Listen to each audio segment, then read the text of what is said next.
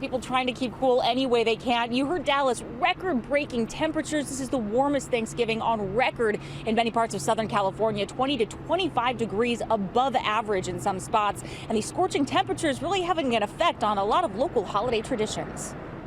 It's going to be really hot today. Keep hydrated. This is the 17th annual Temple Beth Hillel Thanksgiving Day Feed the Hungry Fest. It goes beyond the hungry. We call it a feast for our community. Anybody who's lonely, a lot of senior citizens, anybody in this community is welcome to come and dine with us. Yeah, we've got some shade over here. For the first time ever, it has a different look. Umbrellas are protecting the outdoor setup, shielding guests against today's unseasonable heat. A little shade really will assist on this beautiful, beautiful hot day of Thanksgiving.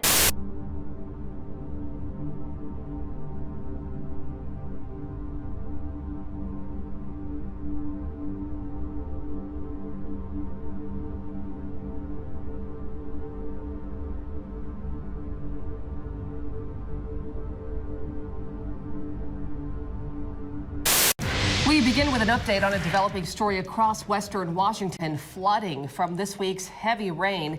Air 4 was over Mount Vernon, where the Skagit River hit its highest level in 11 years. You can see the widespread flooding in low-lying and rural areas, but the city's flood wall did a good job of protecting the main portion of town.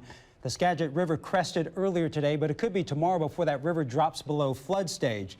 In the meantime, in Lyman tonight, the river is below flood stage, but some homes along the water are expected to give way. The land is eroding, and residents have been forced to evacuate. KOMO's Christian Drew reports county leaders now want the Army Corps of Engineers to step in. Good evening. It's a very heartbreaking situation out here. At least 3 homes are at serious risk of falling into this water, and all the residents can do is wait. Oh, it's going to go. These properties along the Skagit River in Lyman are slowly eroding. I can't even describe the feeling that I feel. Michael Taxdahl bought this home about 10 years ago. This is where he and fiancée Brianna Anderson wanted to raise their children, but it's not safe to be here. The bluff continues to slough, taking with it their land and soon their home. Nobody ever figured in our lifetime that this was going to happen here, or else we would have moved years ago. The couple learned their home was in danger yesterday while helping neighbor Mark Harris evacuate. I can't see staying here. The land continues to go. Harris's shed will likely be the first to go. Pieces of it have already fallen into the river. And I had a 14-foot addition on the back of the shop. When we got here this morning, it was gone.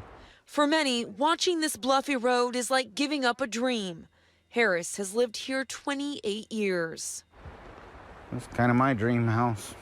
It's terrible. It's terrible that no one's doing anything for us. Our state government, our federal government's doing nothing for us. Our county has not stepped up to the plate. Ed Hills, the mayor of Lyman, is frustrated. He says the Army Corps initially told him there was no threat to infrastructure, so nothing was done. Now, he says the Army Corps has backtracked and will come up with a plan to protect the area. In the meantime, residents just pack and they wait. It's tough to watch it all go. And you can see underneath this shed where the ground is eroding. We've been watching it all day with the homeowners out here. Earlier, I asked a man whose home is also at risk, "What are you thinking?" He said, "I'm trying not to think. If I think, I'll cry."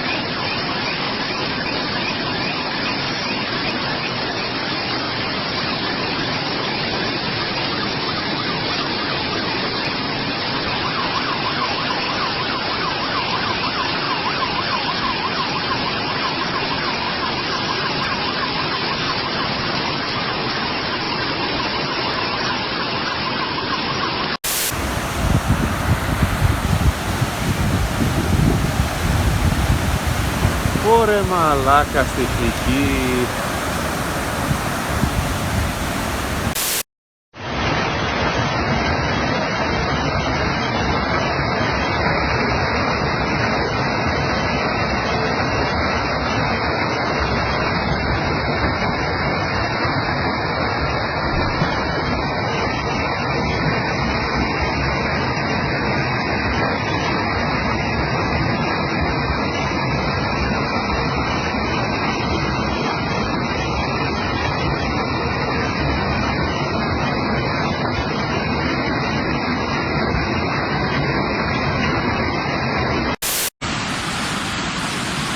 Tutto bloccato.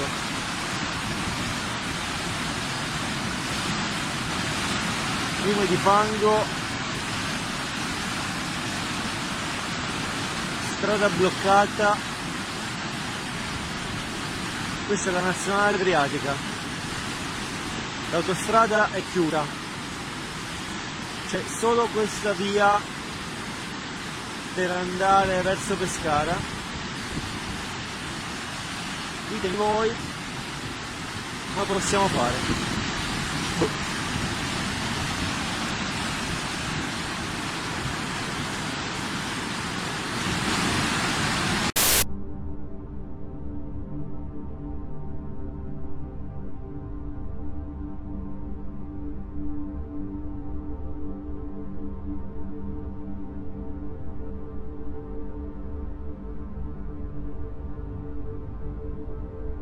The hot water in the kettle gives off water vapor to the air by rapid evaporation, just as rivers, lakes, and ponds give off water vapor to the air by slow evaporation.